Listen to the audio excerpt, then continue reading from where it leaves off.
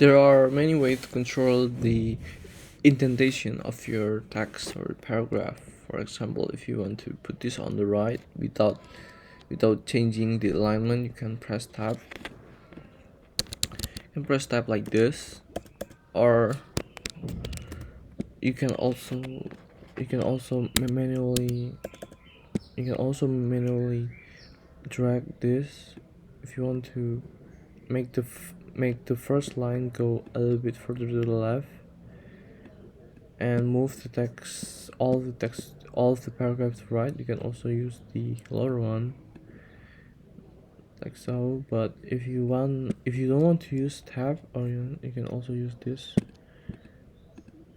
to get it more easier. You can also make it something like this,